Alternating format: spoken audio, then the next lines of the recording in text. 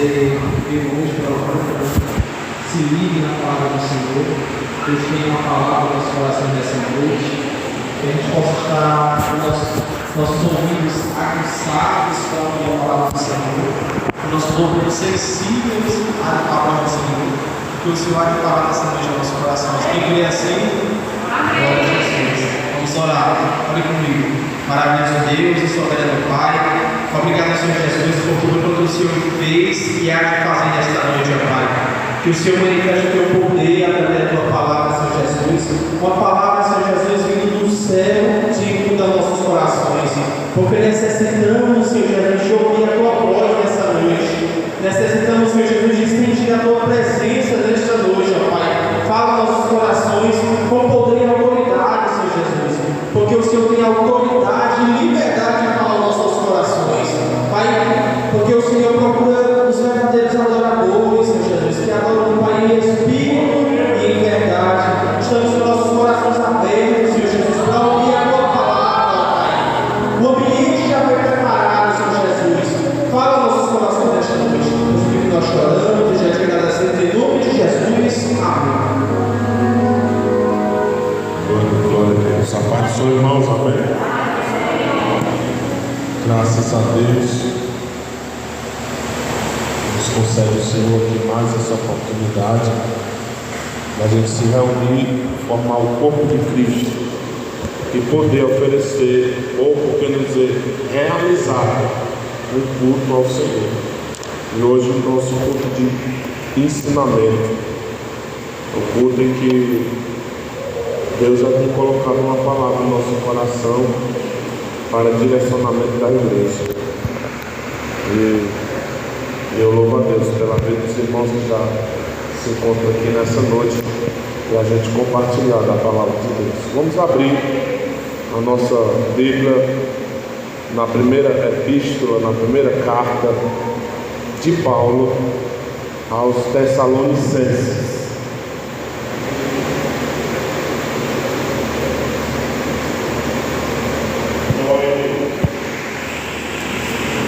E nós vamos fazer menção aqui dos primeiros 9 versículos.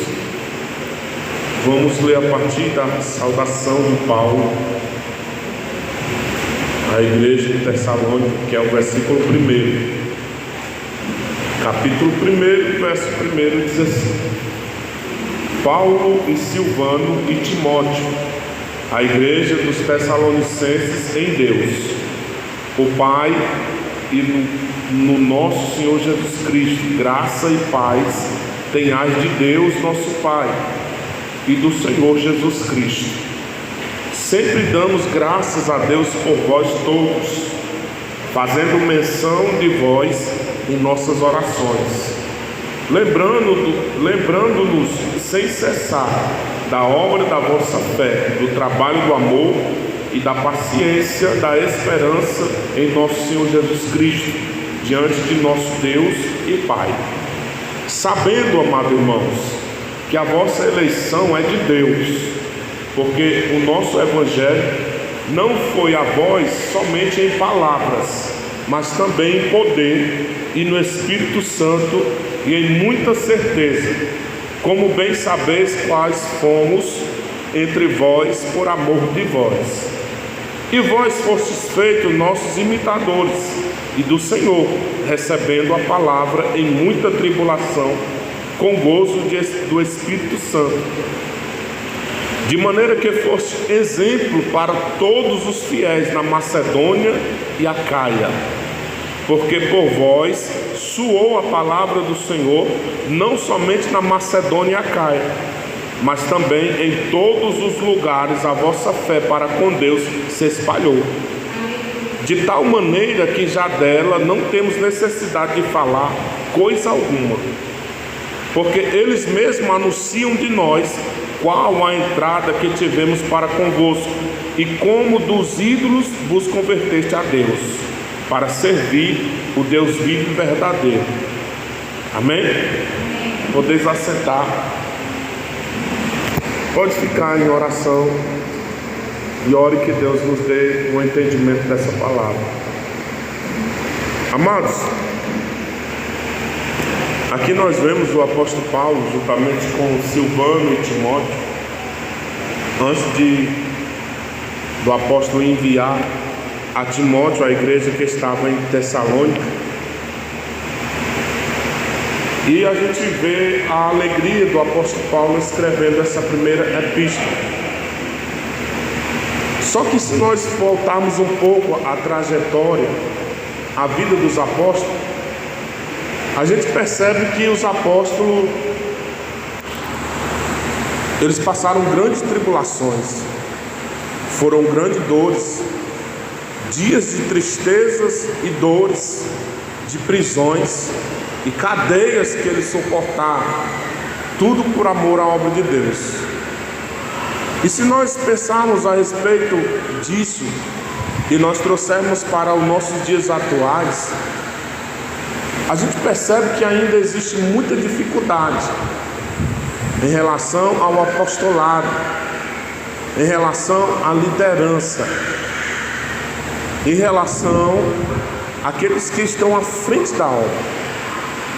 E nós tomamos como exemplo muitas dificuldades que esses homens de Deus enfrentaram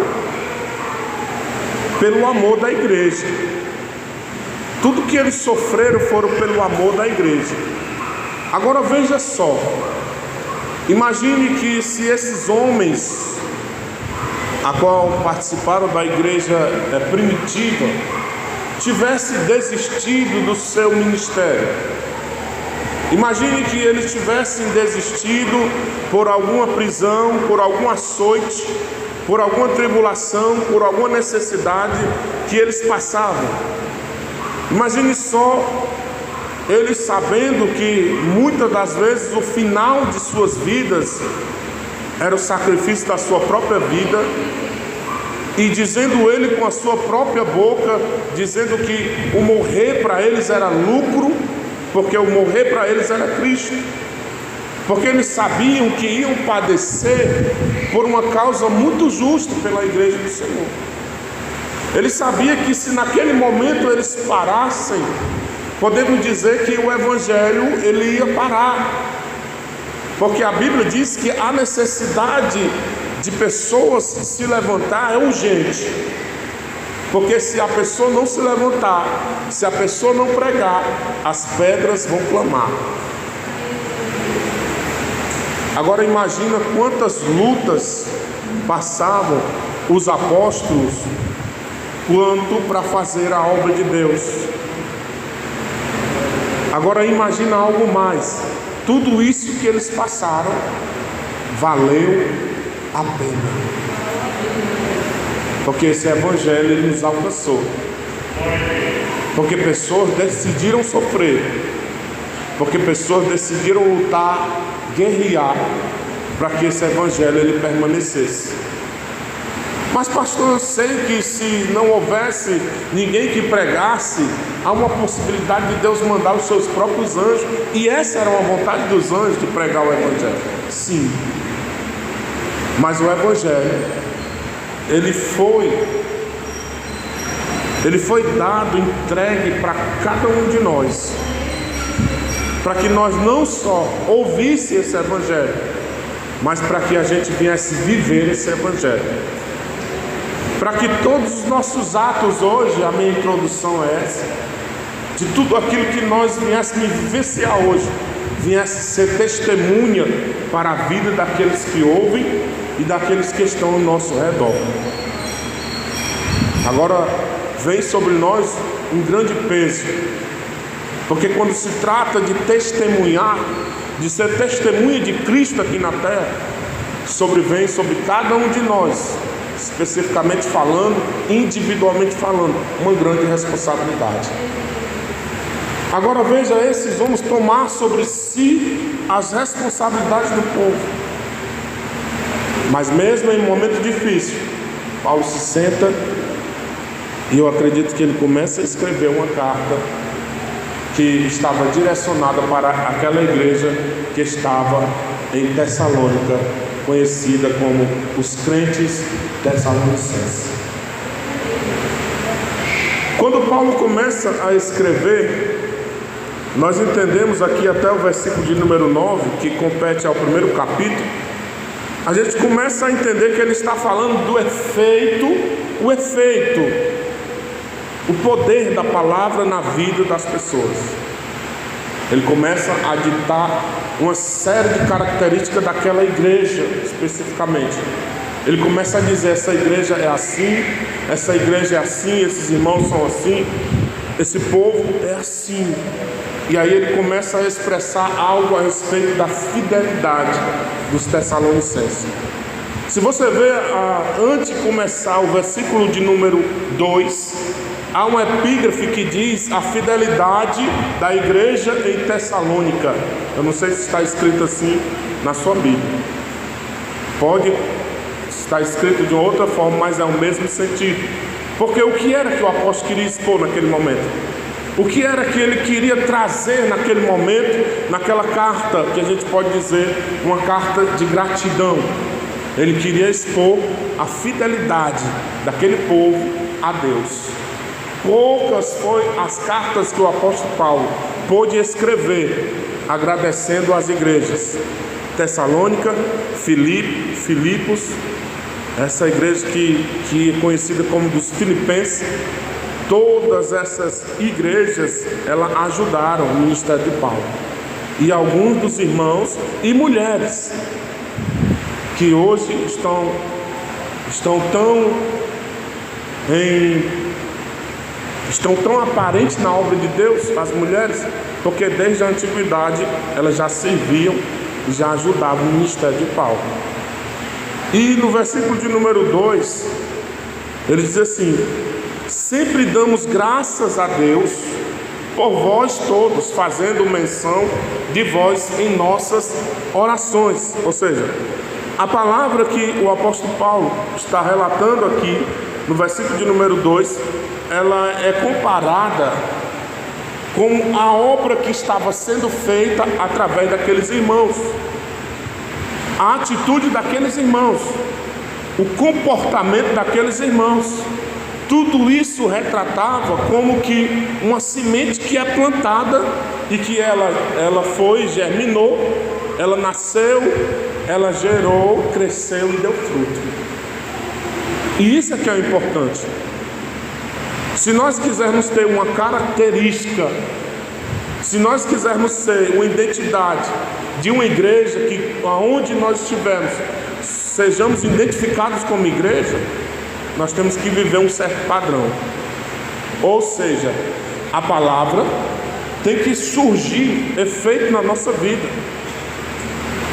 A palavra, irmão, ela diz que ela nunca é lançada e ela nunca volta vazia, porque ela vai cair em alguma terra, não em todas. Se você for ver o Evangelho de Mateus no capítulo 13, aqui precisamente no versículo 18 ao versículo 23, ele fala sobre isso. Para afrasear aqui o nosso pensamento, nós vamos abrir lá em Mateus capítulo 13. Vamos para lá, irmão.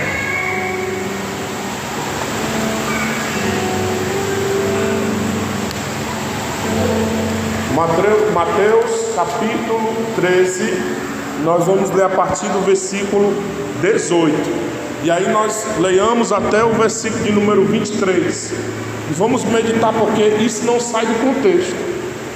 Nós estamos falando de que a palavra ela tem o poder de surgir efeito na vida das pessoas. Sim ou não, irmão? Ou não tem? Claro que tem. Ela é apta. Ela é uma espada de dois gumes. E ela penetra até fazer divisão da alma e do espírito.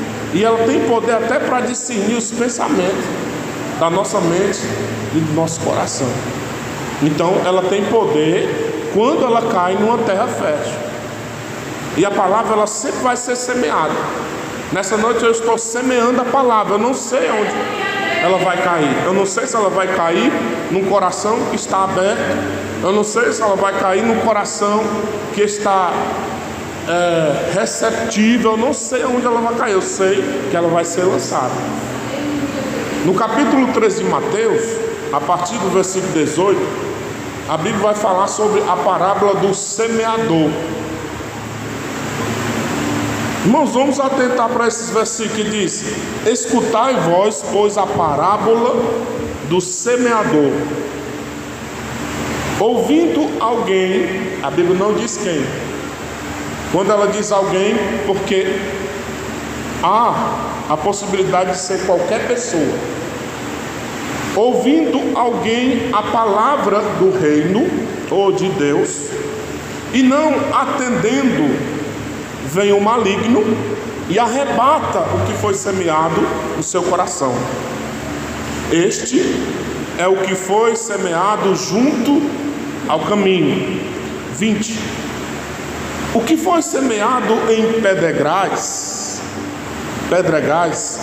é o que ouve a palavra e logo a recebe com alegria até então, mas não tem raiz em si mesmo, e antes é pouca duração, e chegada a angústia e a perseguição por causa da palavra, logo se ofende. Em algumas versões, irmão, e eu quero trazer para você aqui, isso aqui é muito profundo, essa parábola do semeador que está em Mateus 13, porque olha o que é que está escrito no versículo de número 19: ouvindo alguém a palavra do reino e não atendendo, vem o maligno e arrebata o que foi semeado no seu coração. Este é o que foi semeado ao pé do caminho. 20. Porém, o que foi semeado em pedregais é o que ouve a palavra e logo a recebe com alegria, mas não tendo raiz em si mesmo, antes é de pouca duração aquela palavra. E chegada a angústia, ele só fala duas coisas, e a perseguição, por causa da palavra que ele ouviu, logo se ofende. Em algumas outras versões, logo vai embora, logo se afasta, logo deixa. Por quê? Porque a palavra não conseguiu enraizar no seu coração. A palavra não teve o vigor pela qual ela foi lançada. Mesmo que ela tenha poder, mesmo que ela seja uma semente, nesse coração ela não vai conseguir germinar, nem tampouco nascer, nem crescer, e jamais ela dará fruto no coração assim. Então, um coração como esse é um coração em que a palavra ela não surge efeito. A pessoa ouve a palavra e é como Paulo diz: olha no espelho, vê a sua fisionomia, e quando ele sai de lá, ele esquece como é o seu rosto.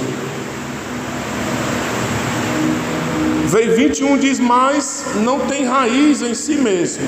Escute, antes é de pouca duração. A falta de raiz, irmão, é que é importante, porque quando se tem a raiz é a base, e a base sempre vai ser Cristo.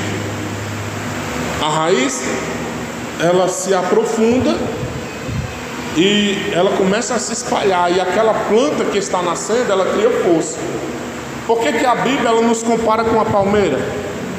A palmeira é um tipo de coqueiro, sim ou não? E a Bíblia diz que é uma das plantas que a sua raiz ela cresce mais. O coqueiro, quando ele nasce, irmão, vamos fazer aqui essa analogia. Ele nasce e as suas raízes elas se espalham.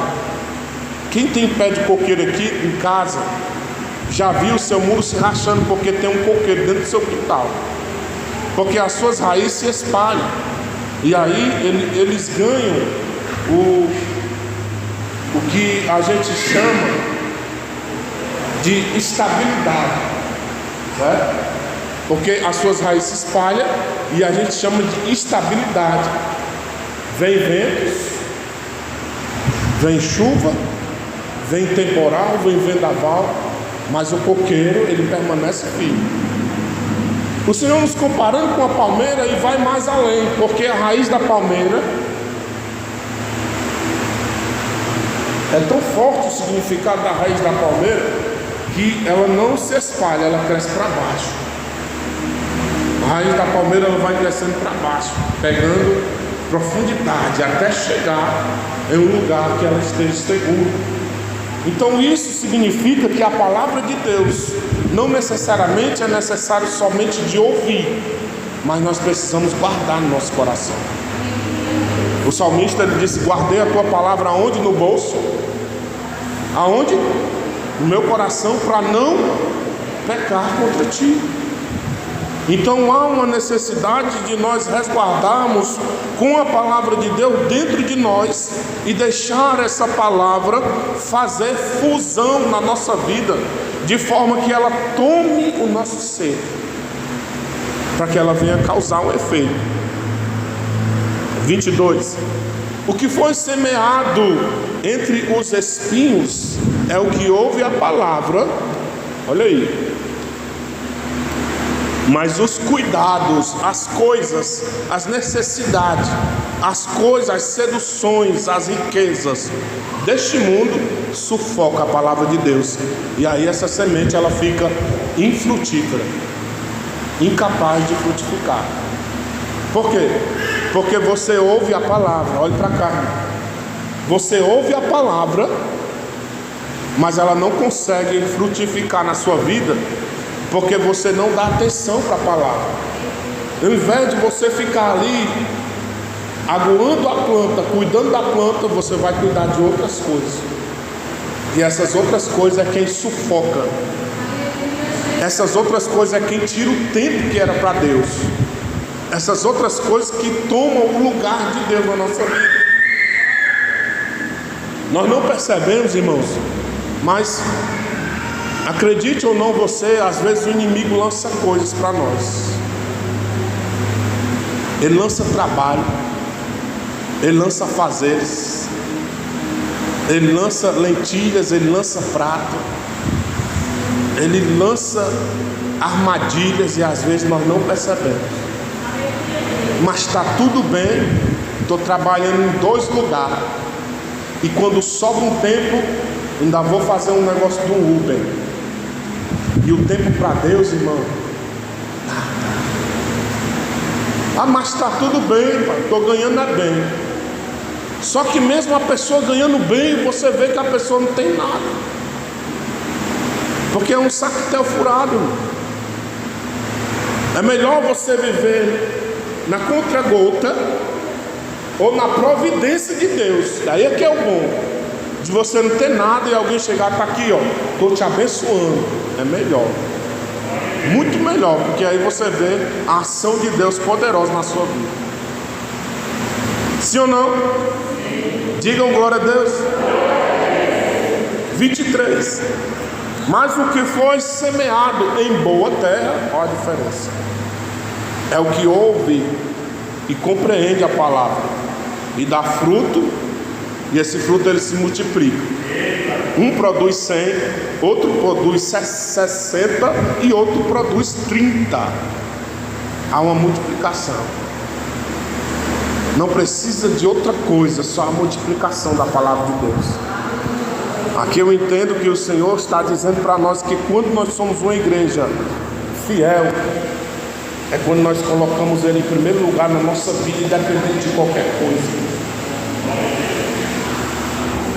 Quando nós amamos, é quando nós colocamos Ele como primazia das nossas vidas.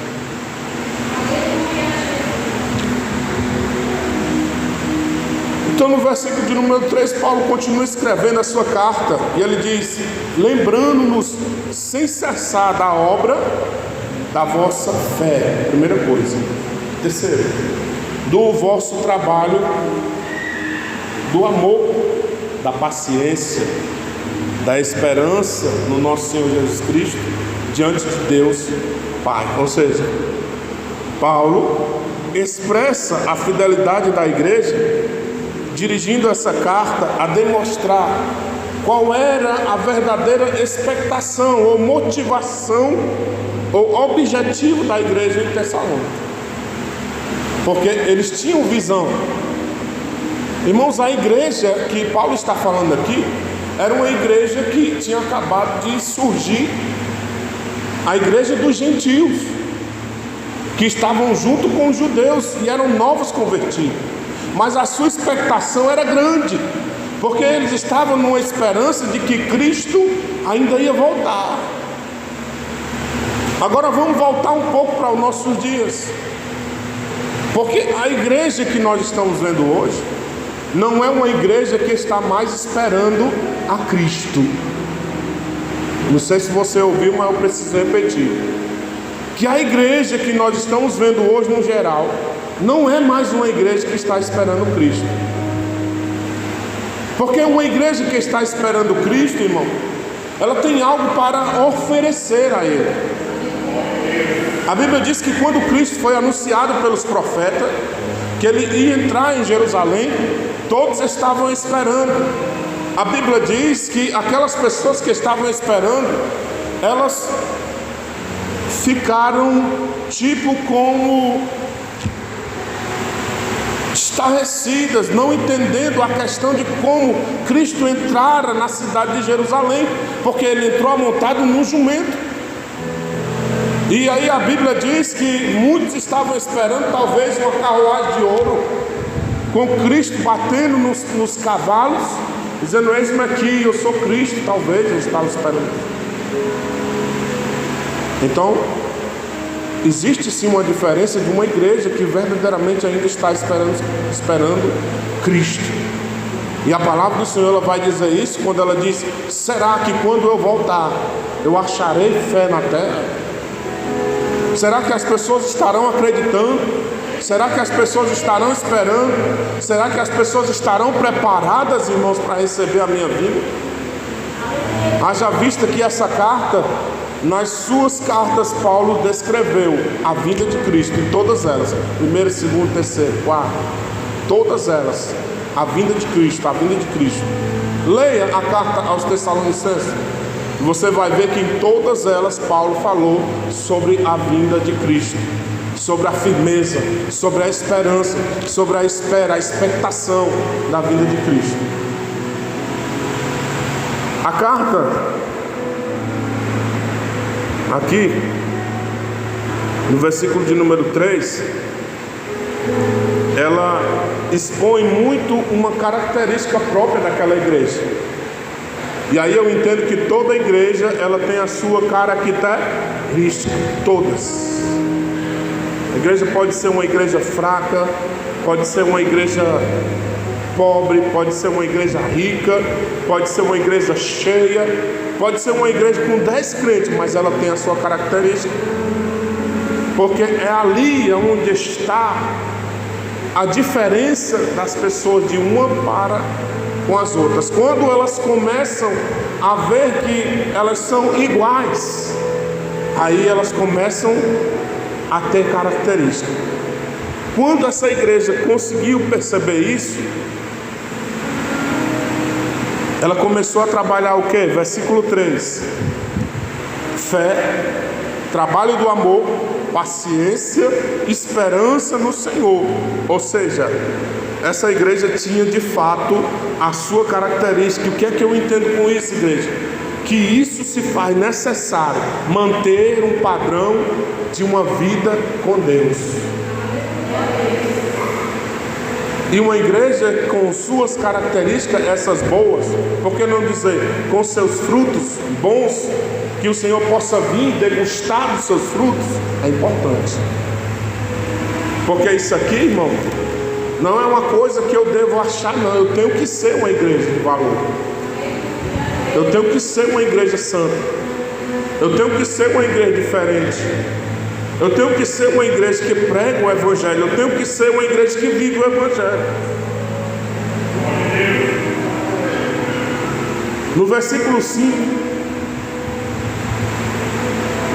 Paulo mais uma vez ele fala como foi essencial o Evangelho ser pregado de uma forma diferente. Aí ele fala do poder pelo Espírito Santo. Ele diz: porque o nosso Evangelho não foi a voz somente por palavras. A parte B do versículo vai dizer que foi também em poder, no Espírito Santo e em muita certeza, convicção, como bem sabeis quais fomos entre vós, por amor de vós. Aí aqui a gente vê aonde culmina toda a vontade de Paulo de pregar um evangelho cheio da graça, cheio de poder e acima de tudo pelo amor que ele tinha pelas vidas.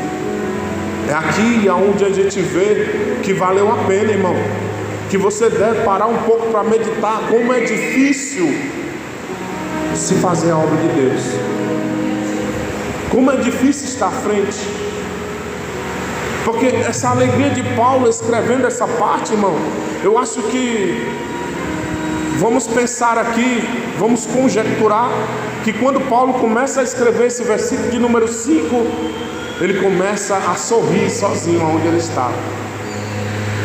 Independente que ele estivesse preso ou em qualquer outro lugar, porque a Bíblia também vai dizer que ele não poderia estar de corpo presente, mas ele tinha certeza do que o trabalho que ele tinha feito tinha valido a pena. E quando ele escreve o versículo de número 5, irmão, ele está dizendo que ele foi até aquela igreja não com palavras para persuadir a mente das pessoas. Ele foi ali, aquela igreja, pregar o evangelho de Cristo, mas com poder pelo Espírito Santo. Ou seja, acontecia algo diferente no meio do povo, e o povo reconhecia isso. Eles sentiam que Paulo estava pagando um preço para que aquelas coisas viessem a acontecer. Ele sabia qual era o pastor que eles estavam seguindo. Ele conhecia os seus pastores. As ovelhas sabiam o caráter do seu pastor e elas valorizavam. E se nós pararmos para meditar um pouco dessa essência que foi necessária, a gente vai ver duas coisas. Para o tempo, porque foi um tempo tão necessário como aquele, que se houvesse poder e manifestação do Espírito, muito demais. Porque hoje o que se vê, irmão, é que nós já estamos fartos de manifestação de Deus, porque a gente não busca mais a manifestação. Porque se nós não buscar o Espírito, a gente não tem manifestação. E se nós não tiver manifestação, é porque está faltando o Espírito. Mas ainda bem que as misericórdias de Deus duram para sempre. E uma vez ou outra ele se manifesta com poder e grande glória. E ele faz algo pela a sua igreja. Isso falando no geral. Mas essa necessidade, irmão, vem a nós. Porque essa questão que o apóstolo Paulo fala do poder no Espírito Santo, e com certeza, e o motivo, a motivação pela qual ele pregava assim, é para que venha despertar em nós nessa noite o desejo de viver isso. Eu me coloco às vezes, irmão, no lugar de muitas pessoas que elas se acostumam a viver da mesma forma. E eu me pergunto como essa pessoa consegue viver sem expressar. Porque, irmão, se você não sente, não tem como expressar. Tu sabe qual é a finalidade das línguas estranhas? É da gente mostrar que Deus está em nossas vidas. Porque a gente consegue expor Cristo nas nossas vidas através das línguas estranhas, da evidência que Ele habita em nós. Mesmo que por aí afora tem alguém se fazendo que está falando, não sei, mas nós falamos porque sentimos a presença do Espírito Santo. Nós sentimos porque Ele nos deu. Nós sentimos porque Ele nos selou. Foi necessário que nós fôssemos selados com o Espírito Santo. Aqueles que buscam, aqueles que ainda oram, aqueles que ainda têm o desejo de sentir, numa hora ou outra dessas, o Senhor Ele vai te encher. Ele vai fazer grandes coisas na sua vida. Porque, irmãos, nós não conseguimos subsistir nesse mundo sozinho, de maneira nenhuma. Porque muitas vezes nós somos mais como as ondas do mar. É Deus falando com a gente. Deus traz a gente aqui para frente do ponto, fala com a gente, e a gente ainda duvida de Deus. Duvida de Deus. E por isso que aí a gente se pergunta: que fé é essa que a gente tem devotado? Que trabalho em amor, que paciência, que esperança é essa que está aqui dentro do nosso coração? Se a gente não crê, e se a gente não crê, a gente não vai ver o poder de Deus. Parafrasear o versículo 5, eis aí o versículo 6 e 7, vamos ler.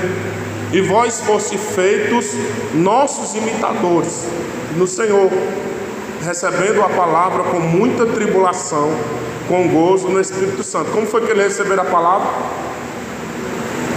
Com muita... Não foi de bandeja na mão, não, irmão. Foi com muita tribulação. Paulo teve que pagar um alto preço pela vida deles e pela vida daqueles cristãos. Aí, às vezes, a gente ignora alguma coisa que a gente passa. Ah, mas pastor não pode passar isso não. Porque ele está passando isso? Está bem em pecado. Não está não, irmão. É porque é necessário passar. Porque Cristo sabe que quando a gente está na bonança, a gente vira as costas para Ele. Quando está muito bem, a gente está nem aí. Aí Ele permite que o parafusozinho acoste um pouquinho, para a gente voltar para os pés dele e saber que nós somos totalmente dependentes de Deus. No versículo 6 e 7, ele diz: e vós fostes feitos nossos imitadores e do Senhor, recebendo a palavra em muita tribulação, com gozo no Espírito Santo. 7. De maneira que foste exemplo para todos os fiéis em Macedônia. Ou seja, isso está relacionado o que, irmão? A manifestação de Deus. Por quê? Porque ele está falando aqui de mudança. Ele está falando de exemplo, está falando de manifestação. Ele está dizendo que aquela igreja, ela buscou de uma maneira tal, que recebeu, que até aquelas pessoas que estavam em volta, eles conseguiram perceber que na vida deles havia algo diferente. Macedônia e Acaia e outros lugares não necessitou mais de falar, porque a vida deles falava aquilo que realmente eles viviam. No versículo 8, a palavra diz: porque por vós suou, ou seja, ouviram por aí, suou a palavra do Senhor, não somente em Macedônia e Acaia, mas também em todos os lugares a vossa fé para com Deus se espalhou. De tal maneira, irmãos, que já dela não tem necessidade de falar coisa alguma. Isso aqui é pesado. Porque isso aqui é uma grande responsabilidade. Porque isso aqui não precisa ser, irmão, um missionário, não. Porque isso aqui, irmão, não precisa ser um pregador, não. Não precisa ter teologia, não, irmão.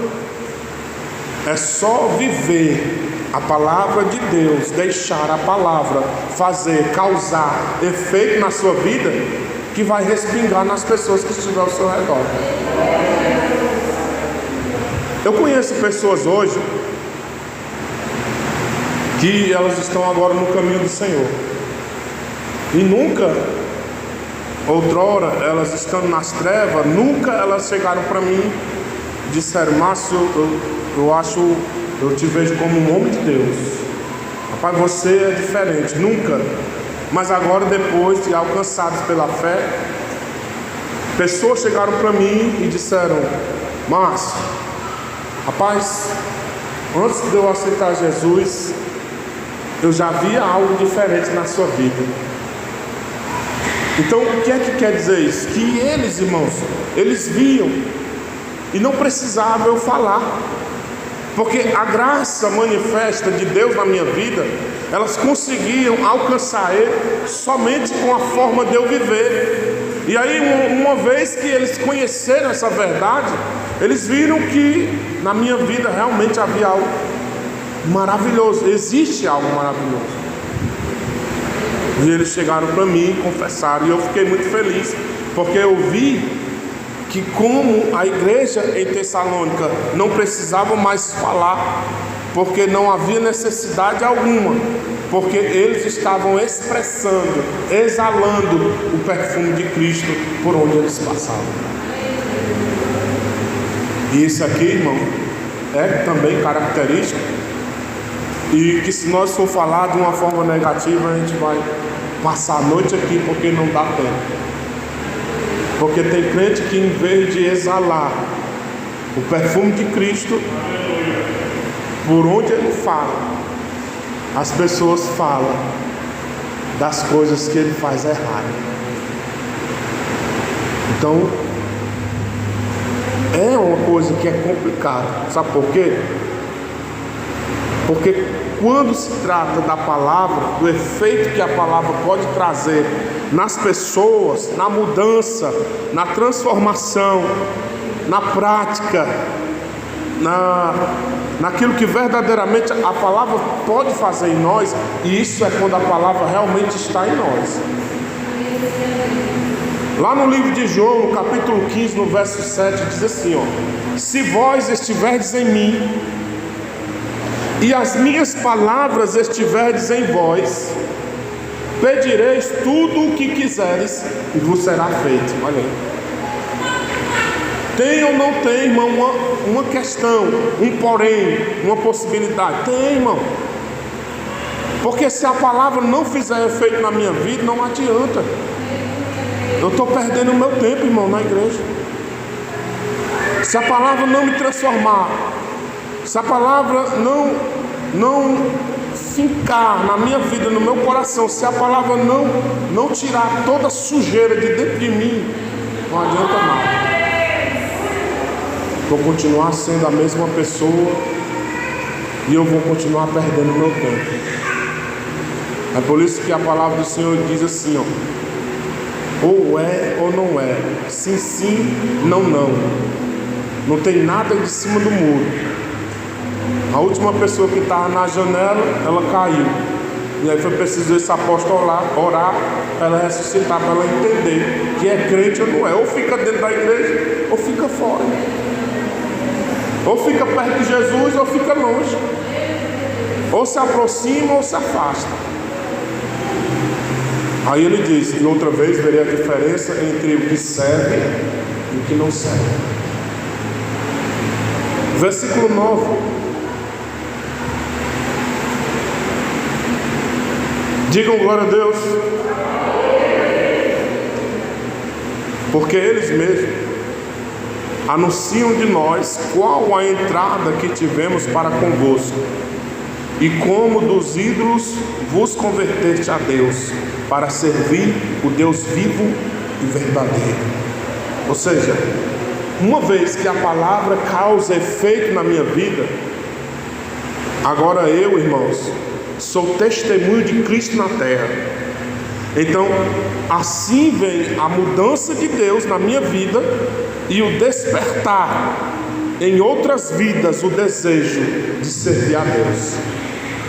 Assim como também a certeza da esperança da glória em Cristo Jesus.